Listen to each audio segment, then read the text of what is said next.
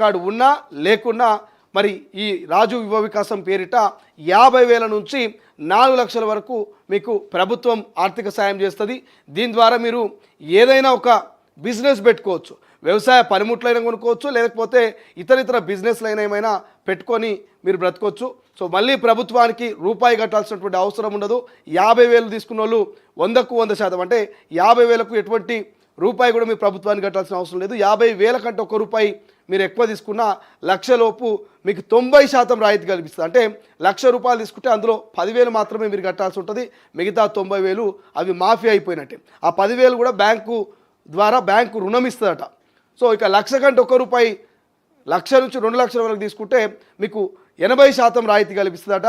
ఆ మిగిలిన 20% మీరు కట్టుకోవాల్సిన అవసరం ఉంటుంది. ఇక 2 కంటే 4 లక్షలు తీసుకుంటే 70% రాయితీ కల్పిస్తుందట రాష్ట్ర ప్రభుత్వం. సో లేట్ చేయకుండా తెలంగాణలో ఉన్నటువంటి ఎవరైతే అర్హులైనటువంటి 21 ఏళ్ల వయసు పైబడినటువంటి యువతి యువకులంతా ఈ యువ వికాసానికి అప్లై చేసుకోండి. రేషన్ కార్డు ఉన్నోళ్ళు ఉంటే బాగుంటుంది. రేషన్ కార్డు లేకపోతే మీ ఇన్కమ్ క్యాస్ట్ ఇన్కమ్ను పెట్టుకోండి. ఇన్కమ్ సర్టిఫికెట్ 1,50,000కు గ్రామీణ ప్రాంతాల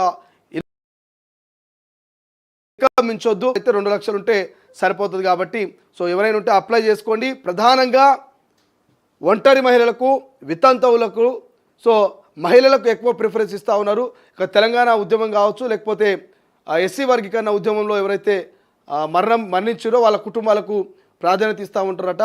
సో క్లియర్గా చెప్తారు. కాబట్టి ఎవరైనా ఒంటరి మహిళలు, వితంతువులు, అదేవిధంగా మహిళలు ఉంటే మీరు కూడా దరఖాస్తు చేసుకోవచ్చు. ఈ యువ వికాసం పేరిట ఏదైనా ఒక బిజినెస్ చేసుకోవచ్చు. ఇంట్లో ఒక్కరికి మాత్రమే అవకాశం ఇస్తారు. అంటే ఒక రేషన్ కార్డు మొత్తంలో ఒక్కరికి మాత్రమే అవకాశం ఉంటుంది.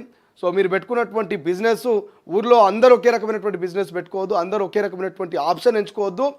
ఒక్కరికి మాత్రమే ఒక ఊళ్ళో ఆ బిజినెస్కి అవకాశం ఉంటుంది. కాబట్టి ఒక స్క్రూటినీ చేసి జిల్లా కలెక్టర్ల నుంచి ఇన్ఛార్జ్ మంత్రి నుంచి ఇక ఫైనల్ జాబితా జూన్ 2వ తారీఖున వెలువడుతుంది. కాబట్టి సో ఎవరైనా అప్లై చేసుకోవాలంటే ఈ వచ్చే నెల 5వ తారీఖు దాకా చివరి అవకాశం ఉంది. కాబట్టి సో ఇది సువర్ణ అవకాశము, మంచి అవకాశము.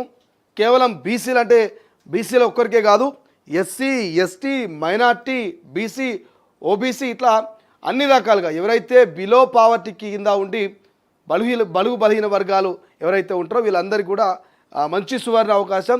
సో క్లియర్గా ఇక్కడ పూర్తి విధి విధానాలని కూడా చెప్పారు. కాబట్టి సో అప్లై చేసుకునే వాళ్ళు ఉంటే ఖచ్చితంగా అప్లై చేసుకునేందుకు ఛాన్స్ ఉంది. బిఎంఎంఎస్ అనేటువంటి ఒక పోర్టల్లో మీరు అప్లై ఓబిఎంఎంఎస్ అనేటువంటి పోర్టల్లో మీరు దరఖాస్తు చేసుకోవచ్చు. దరఖాస్తు చేసుకున్న తర్వాత ఆ దరఖాస్తు ఫారంని మీ దగ్గరలో ఉన్నటువంటి ఎంపీడీఓ ఆఫీస్లో ఇవ్వాలట.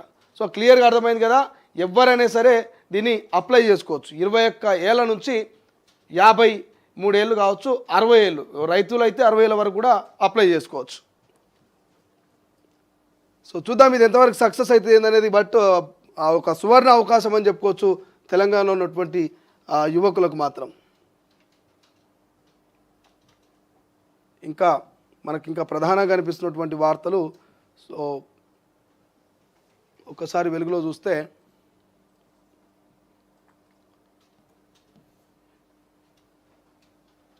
మావోయిస్టుల వార్త హైలైట్ కనిపిస్తూ ఉంది. ఛత్తీస్గఢ్లో ఎన్కౌంటర్, 3 మావోయిస్టులు మృతి అంటూ వార్త కనిపిస్తుంది.